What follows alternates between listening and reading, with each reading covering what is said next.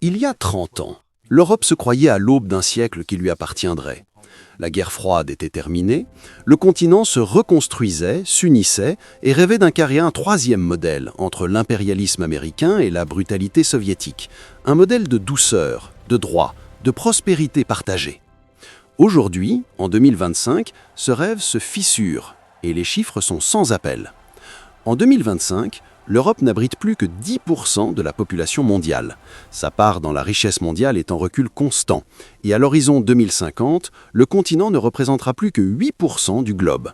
C'est un continent qui rétrécit, démographiquement, économiquement, stratégiquement. Mais le vrai signal d'alarme est venu d'un homme qui connaît l'Europe de l'intérieur. En septembre 2024, l'ancien président de la Banque centrale européenne, Mario Draghi, remet à la Commission un rapport de 400 pages qui fait l'effet d'une bombe. L'écart de richesse entre l'Europe et les États-Unis a doublé en 20 ans. Le revenu des ménages européens a progressé 2 fois moins vite que celui des Américains depuis 2000. Draghi lui-même lâche une phrase qu'on n'attendait pas d'un technocrate bruxellois. Si l'Europe n'agit pas maintenant, elle perdra à la fois sa souveraineté technologique, son modèle climatique et son indépendance stratégique, tout en même temps. Sur le plan industriel, le diagnostic est brutal. Depuis 2021, la production industrielle européenne a chuté de 10%. La hausse des prix de l'énergie a frappé de plein fouet ces usines. En 4 ans, près d'1 million d'emplois ont disparu dans le secteur manufacturier.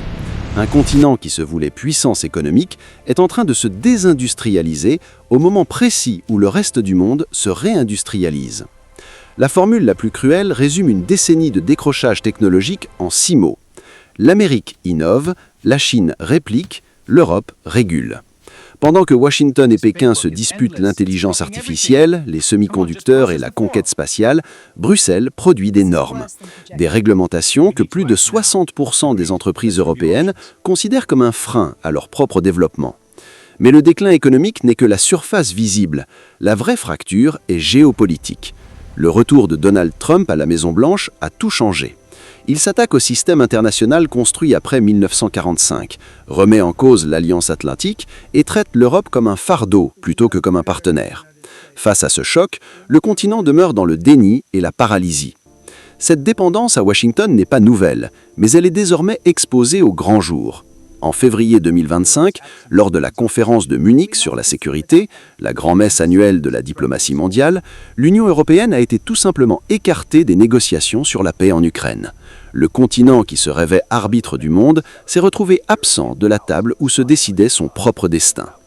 Et pendant que l'Europe hésite, les autres avancent. Les BRICS pèseront 50% de la richesse mondiale en 2050. La Chine consolide son alliance avec la Russie et étend son influence économique sur tous les continents. Elle se présente comme l'alternative stable face au chaos occidental. Et dans les capitales africaines, cette alternative est de plus en plus audible, de plus en plus séduisante. Pour l'Afrique, pour le Sénégal, pour tout le monde francophone, ce déclin européen n'est pas une abstraction, c'est une réalité concrète. Moins d'investissement, moins d'influence, moins de crédibilité et surtout la fin d'une époque où l'Europe donnait des leçons depuis Bruxelles pendant que le reste du monde subissait ses diktats. La question n'est plus de savoir si l'Europe décline, la question est de savoir qui occupera le vide qu'elle laisse et si ce vide sera comblé par de la coopération ou par de nouvelles formes de domination. Car dans la géopolitique mondiale, la nature a horreur du vide et les puissances émergentes, elles, n'ont pas horreur du pouvoir. Si cette analyse vous a éclairé sur les grandes mutations du monde, abonnez-vous à Atlas du pouvoir. C'est ici que la géopolitique mondiale se décrypte sans filtre avec un regard africain.